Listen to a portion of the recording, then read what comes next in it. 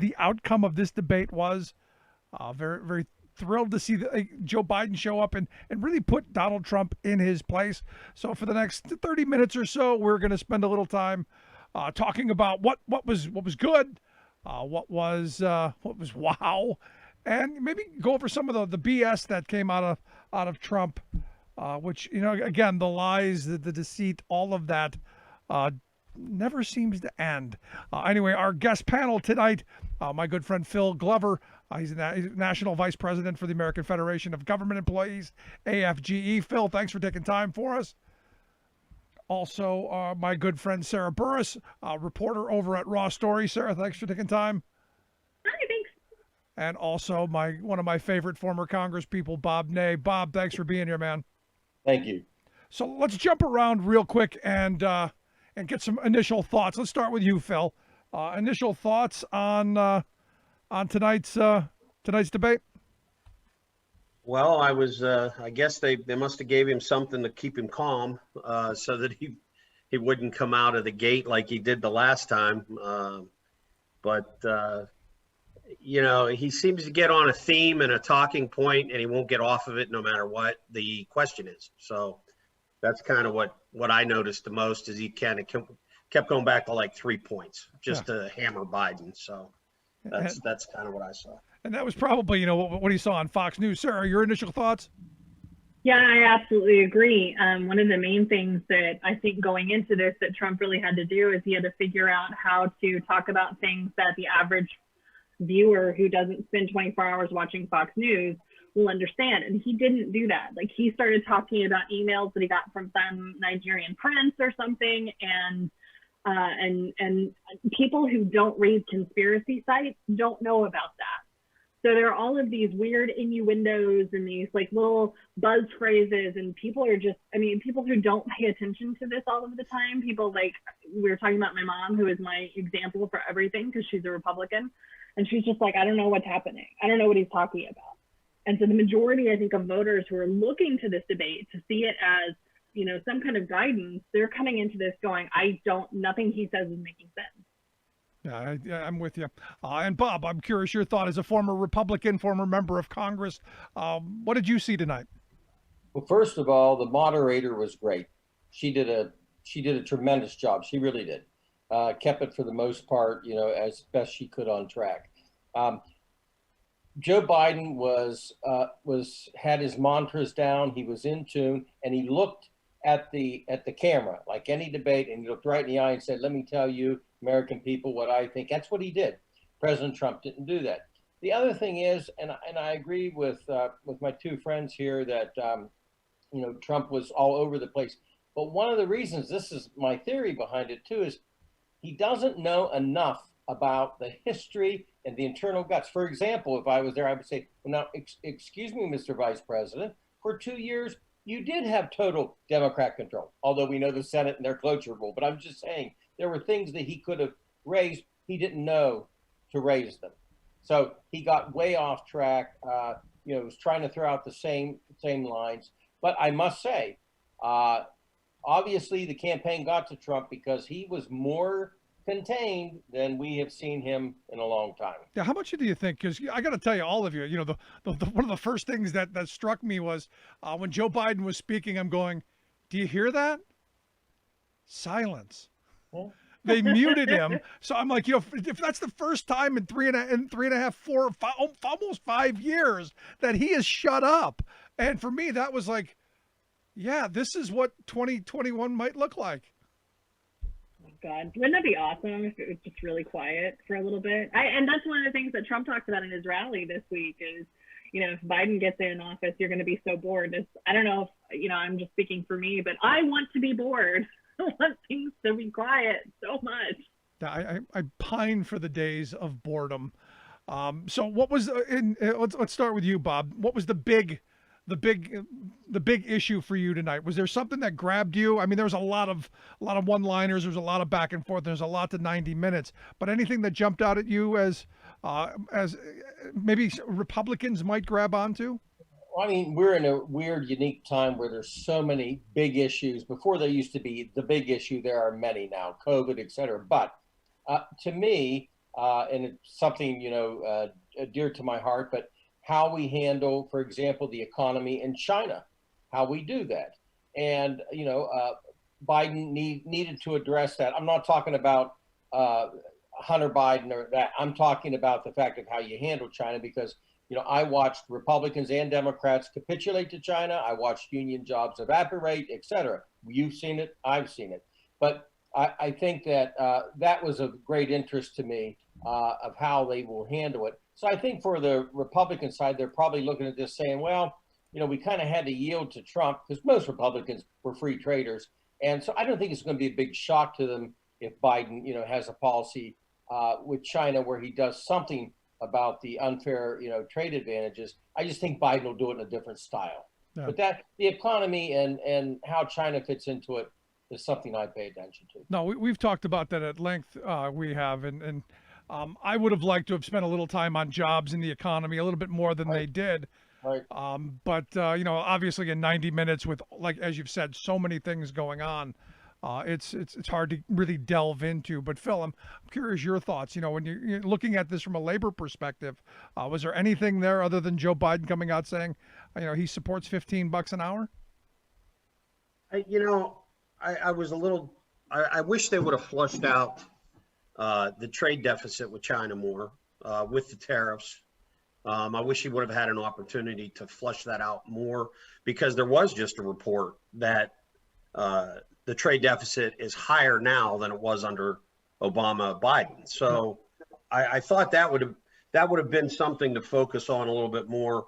The other thing that struck me is he's going out doing these open rallies all over. He was just in Johnstown at the airport up here. Probably had 2,000 or 3,000 people crammed together, no masks in the crowd. Behind him, they put masks on them now to make it look like there's people with masks, but we had people up there.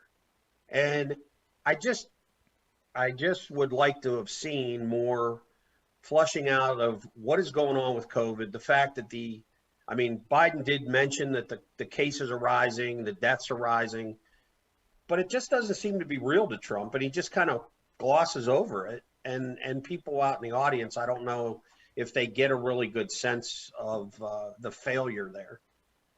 Yeah, and I think Biden had probably one of the the great lines, over that about living with it. I forget exactly how he put it, but it was a pretty powerful line. He said, he says we're learning to live with it. We're learning to die with it. And I thought that was, 220 plus thousand. They're saying potentially 300,000, more. I've got a listener who's a epidemiologist, a guy who does this stuff, who's saying, we could see, in a couple of months, 3,600 people dying a day if the models are correct. This is scary times.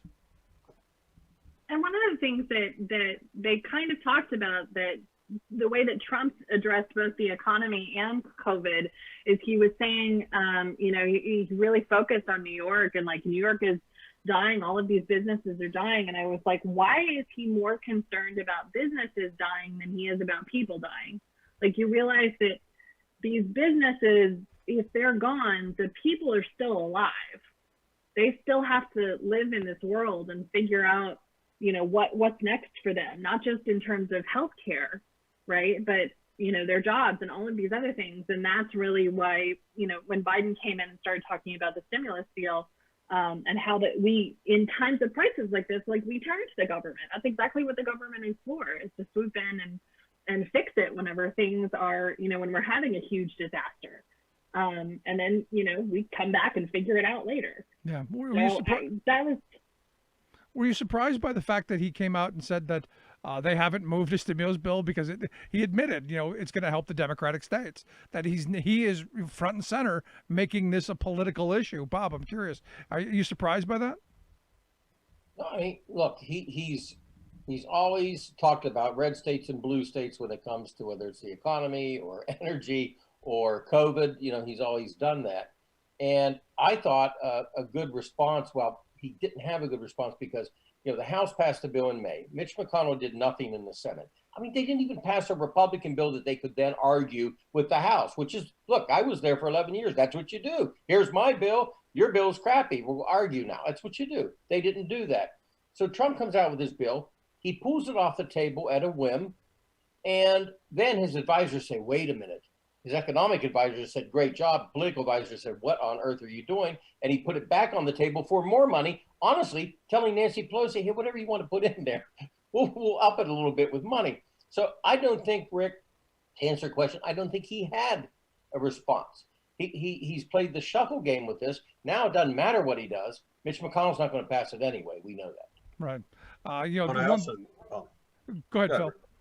I was just going to say, I thought Biden's response to that with, the red state, blue state argument with firefighters, police pensions, all these things that are going to be affected by the tax base in cities like mine here in Johnstown. We have a small town, we have a small police force. The tax receipts are down in this city. You're not going out to dinner, you're not going out to shows, you're not getting any taxes. So I do think that was a good line, a good response by Biden to talk about police, firefighters, EMTs, teachers, and the salaries and their pensions and things. No, you're absolutely right. I mean, but here's the thing. He did sit next to Obama for 8 years. And if you go back to 2004, wasn't that Obama's line? We're not red states or blue states, we're the United States. Yeah. Yeah, but you can't steal that line on national television, because then they're just going to be like, "Oh, you plagiarized." I mean, of course he did, because it's. I would hope it's the truth. I would hope he would believe it, right? I would hope that he believes it, but we know Trump doesn't believe that. Yeah. He believes in the people who love me and the people who don't love me, and the people that love me get all the stuff that they want, and the people that don't love me can die. Yeah, one of the things that struck me is he took responsibility. I forget how he said, I take responsibility. And I said, as I tweeted out, I go, that's probably the first time he has ever said that. He did. He said, I take full responsibility, but this is China's fault. Like in the second, like the very next minute of his statement. And you're just like, you literally just blamed somebody else after saying you take responsibility. This is such crap.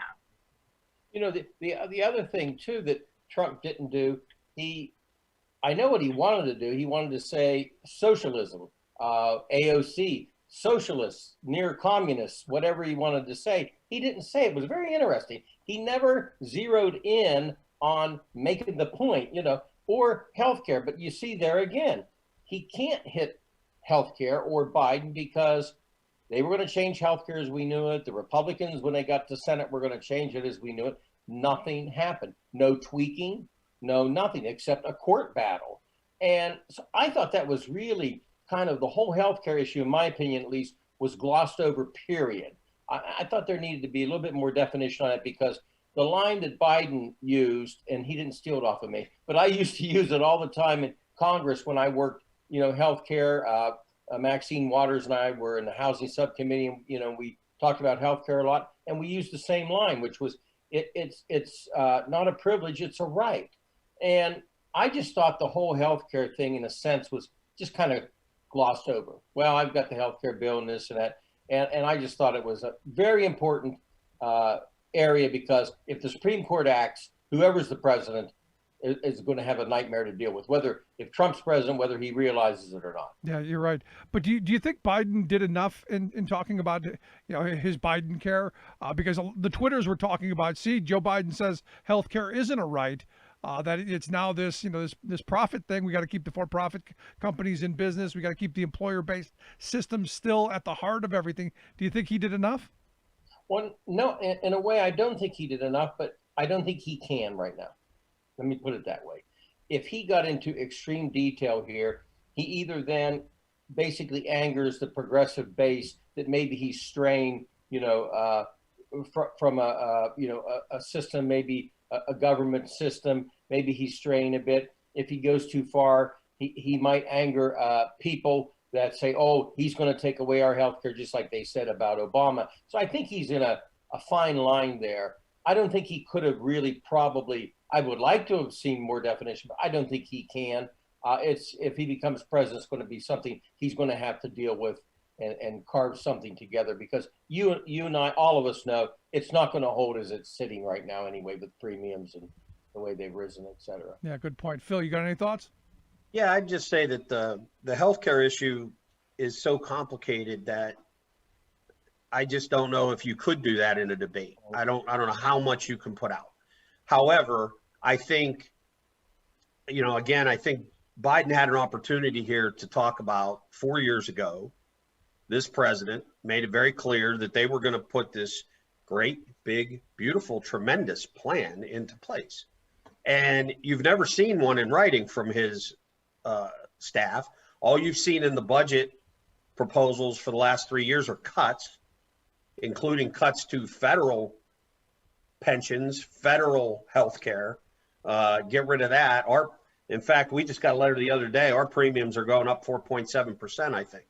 So, there needs to be more focus on that, but I just don't. I think it's too big. It's not a bumper sticker. No, and none of this stuff really is. I mean, the COVID response, that you can't boil this stuff down into sound bites, which is what these quick 15-minute hit kind of things get us. So we end up grasping at what little came out. And to be honest, Right. I saw the debate, and maybe you guys can weigh in on it, as Donald Trump went there to beat up on Joe Biden. His focus was Joe Biden, and Biden was trying to focus on talking to the rest of us. And that's where I think the disconnect was. Trump was just there to score points, to show that he's the tough guy. And I think Biden, to a little bit, did a good job, as Bob pointed out, talking to the camera, saying, it's about, people who are struggling. That's just the way I saw it. Anybody want to weigh in? I agree. Now, I think that one of the lines that I loved I remember the debate episode of The West Wing, is when Bartlett talks about the 10-word statement that his staff has been looking for, and that leading this country it's way too big a job for 10 words. And, we have 3 debates for a reason, and Trump totally, bit the big one and pieced out of the last one. So this is one of those things where now we are left with just trying to figure out, having to look through somebody's website to figure out what their real plans are. And I think Trump, what I had read about his advisors, is they were telling him to just give Biden a bunch of space and let him hang himself, because he will. And that really, really backfired tonight. First of all, Biden didn't hang himself. He did an excellent job. I mean, even my Republican mom was like, "Oh my God, Biden's killing it." But Trump couldn't stop himself. Right? He just kept talking and interrupting, and he wasn't making any sense. So it just made him look stupider, and Biden be able to talk about issues in a way that I feel like we finally got a minute to hear about. No. And that's the other thing too, is when they had their chance at the end, and this is what baffles me about the Trump campaign. Biden looked at the end, talked about being the president, red state, blue state. You would have thought that Trump would have looked into the camera and said, "I want to quote Langston Hughes, dream your dreams, be willing to pay the sacrifice to make them come true. You're sacrificing America. I want to sacrifice for you. The election's done. We're all together." Simple quote. Didn't somebody think to quote somebody, at least give him some quote where he actually, humanized himself, because this was his chance. And I agree. I mean, he didn't do it. He was still, this is Trump land. Well, I just think he really believes his best avenue is the same avenue he took in 2016. Yeah. I mean, divide, get a piece. Alert from Google Chrome. I mean, I think that's what he's been about, this whole time. He's not made any inroads over the last going into 4 years with other people.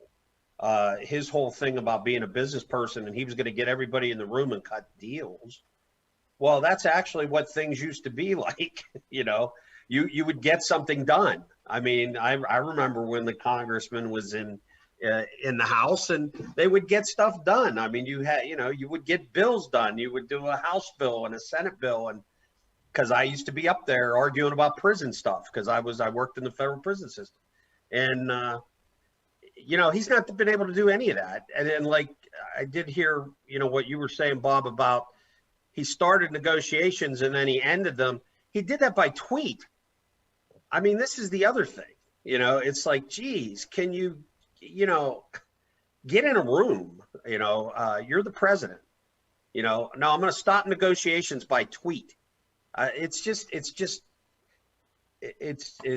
unbelievable some days. There was a statement this week by a guy named Frank Luntz, and I think Luntz is probably a political genius. I mean, the wordsmith, the guy who brought us death tax. He came out this week and said that the Trump campaign people are probably guilty of political malpractice for the things that they've done, the things they've allowed him to say.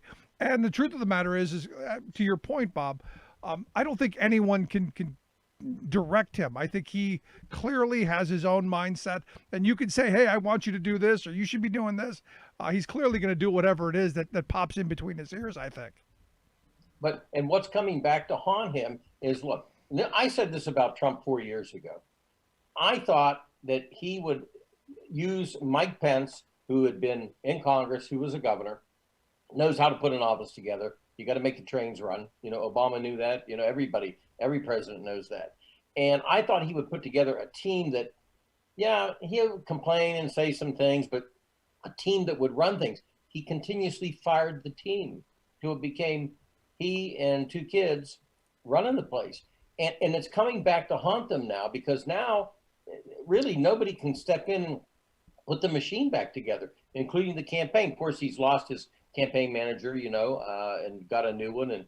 But it's just all kind of went downhill. And I just don't think he listens. And I don't think, that they got the opportunity tonight that they thought maybe they would. They didn't get it. Anything tonight that you didn't know? Is there any new information that came out of this? Is there anything tomorrow morning we're going to wake up and go, hey, that's new? Anything we didn't know before it started? His son had COVID. I didn't know his son had COVID. Did you? Barron? Yeah, the youngest son did. Yeah. I missed that one. Okay. Then that was a story for about 15 minutes. And like many things, I don't talk about his son at all. He's a minor. I was surprised. I had never heard that. Yeah. And Melania supposedly isn't on the campaign trail because she still has a persistent cough, which I think is convenient for, I don't want to have anything to do with this. There was no fly tonight. There was no fly. I was so sad. I missed the fly. No fly. One of the things, I don't know if you heard him say this in passing, but he made a comment about, I've got bank accounts everywhere. How is that not part of the Mueller investigation? How was that not part of what people were looking into to see what kind of money he was accepting from other people from accounts that were not affiliated in the United States and that would have tracked all of that stuff? Like, that seems like a really big deal. Like, we're not talking just about China, which we found out about this week, that he has an account in China, but apparently he's got them everywhere. Like, are we talking the Caymans, or like, where are these bank accounts? Is there one in Russia? How much money is in it? Where did they come from? And exactly the reason that we've been wanting to see the tax returns and why that is such an issue. I mean, every time he opens his mouth to talk about this, he just confirms why we wanted to see the tax returns. 4 years he's been under audit. What is happening with his taxes that would necessitate a 4-year audit? Well, I think you think Steve Mnuchin could get hold of that, considering he runs the Treasury Department? He could find out which nasty IRS agent has been holding up this guy's taxes for 4.5 years. We are federal employees. They can't ask us what we're doing. There you go. It's just too comical some days. But I did think Biden got a good line off on that issue, which is quit talking about corruption. I've released 22 years of tax returns. Release your taxes. I mean, I thought was a pretty good line. And tomorrow, I think what you're going to see from the Trump administration is Joe Biden is shutting down the oil industry. I was going to go next. I mean, because for me, the big thing that came out of this was his saying we want to move away from oil, which, those of people like me have been saying for years, we do need to move away from it, not shut it off tomorrow, but we need to be transitioning. And I think Joe is spot on right. But the other side of this, Phil, and you being from Western Pennsylvania, where the fracking issue is so important and so out front, did he do enough to allay people's fears about the radical left and AOC +3 is going to come in and shut down the frack gas? I don't think those people are listening. I mean, I think they've got it in their heads that, we obviously have the trades out here. They're a big part of Western PA unions. They're a very strong advocate for their employees. I get that. But he has made these comments not very dissimilar to what Clinton said about coal, which is we're going to have to transition and get these people retrained in other industries and other types of energy. She had a 35-minute piece on that, and it was cut down into, a 30-second ad that she was going to get rid of all the coal miners. And that's what they're going to do with this with oil now, is it'll be cut down to this. And that's all you're going to see play out here in Western Pennsylvania. When he's been out here to small towns, he's been to Gettysburg, he's been to Johnstown, he's talked about this. He's been out to Butler and Pittsburgh and more than the other campaign did in 16. And he's tried to lay this out, and you can only hope that reasonable people will understand that, he has said he wouldn't new fracking leases on federal land. That's it. But they're going to turn it into something else. Yeah, and it's that caveat that's important, because I've had people tell me, "Oh, he's going to ban fracking." I go, "No, you do have to read the rest of the sentence, much like the same people who read the Second Amendment the way they do. It's the entire sentence, the entire thought that I think is important. All facts in evidence. Let's try that, because you're right. He did say he would ban all fracking and drilling on federal land, which I think a majority of people are in favor of. Now, there's some extremists who say we should just be drilling everywhere. But I think that's a problem. Almost everybody. It does not pull very well at all. Like this idea of fracking and drilling in the Grand Canyon, like that stuff like that does not pull well at all. And I think it's territorial. In Eastern Ohio, you're not going to convince a lot of people that Joe Biden will leave their jobs alone. You're not going to convince them, because Hillary and the mistake in West Virginia, that still all just resonates down there. So there's pockets where people pay very strict attention to that.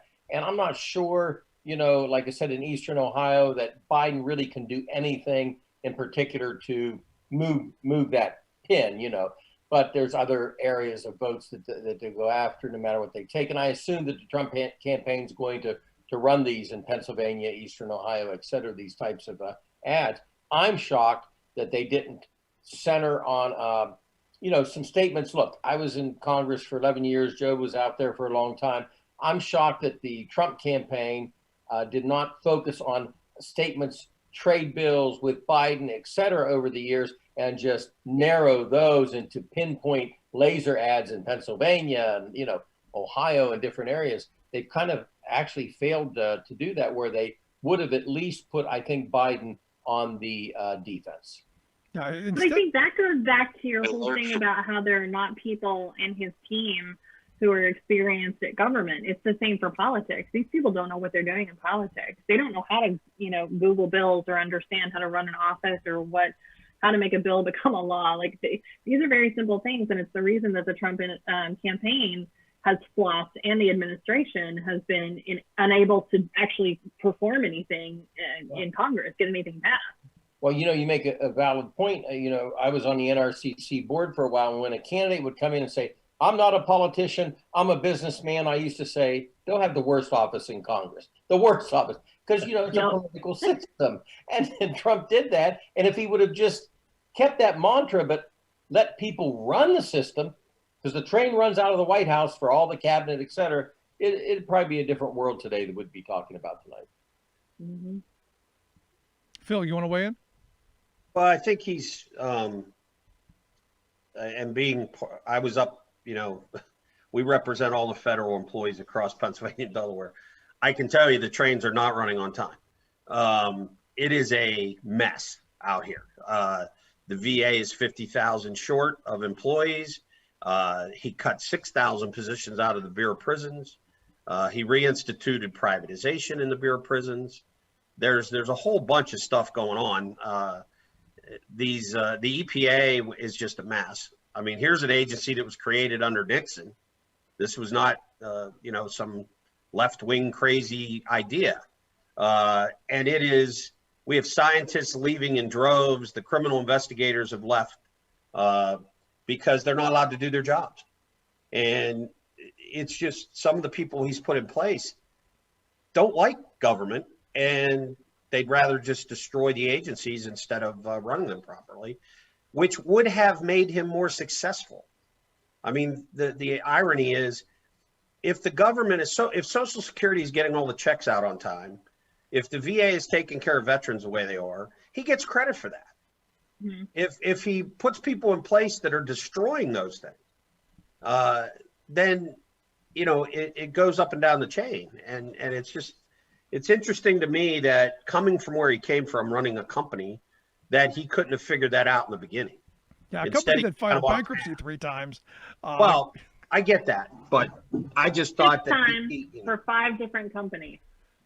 that's true. Well, there is that. But, here's the thing. And to highlight, and Bob and I have talked about this a couple of times recently, that, he had the campaign stunt of, we're going to give out those $200, gift cards for prescription drugs to all the seniors. And they couldn't get that out in time because they're not making the trains run on time. I would have liked to have also seen tonight when the immigration issue came up, because nobody raises this, and I know Biden's people have to know it. Trump has made an assault on legal immigration. He has made a pure assault. And Rick, you and I have talked about things that are not even told in the media. They're denying students at embassies. That's because of the word of the administration. They're denying marriages of people, right and left. In Philippines, it's went down to 62% approval of legitimate marriages. And this is happening. And I mean, it's been very interesting, because tonight, when you say immigration, it was all illegal. But he's got Miller in the White House that hates legal immigration, how our relatives have come here, in the last 20 years. And it would have been kind of amazing if Biden could have twisted that and said, wait a minute, yeah, there's the undocumented aspect, but what about what you are doing to people who are legitimately trying to come here? It would have been a fascinating twist, because a lot of people, I think, would have said, wow, is he really doing that? I don't think people know. Yeah. Do you think Oh, go ahead. Sorry. Do you think that would have been, something that his base would have wanted to hear, though? Because I don't think, because most of the people I know who are Trump supporters, they want nobody coming here. They want the doors sealed up tight. They want it welded shut. They want, concrete barricades against it. They want nobody coming. So I don't know. That would just help his base a little bit, I think. Well, yeah, but the base, he could shoot somebody in Manhattan. So he's got the base. I think it would have been fascinating to see how he would respond to that, because some people that support Trump, they don't wouldn't like that aspect of restricting legal immigration, but also would have made him throw this out here and at least have to answer, are you really doing that? Is Miller doing this in the White House? You're letting him do it. I thought it would have been a very interesting twist, only because nobody talked about this. Nobody.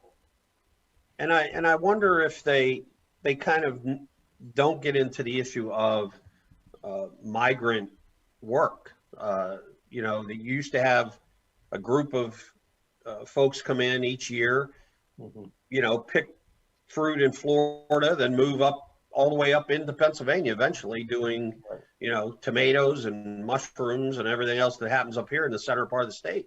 And there's been reports that, farmers are struggling to get their crops in and those kind of things because of that immigration that's not happening.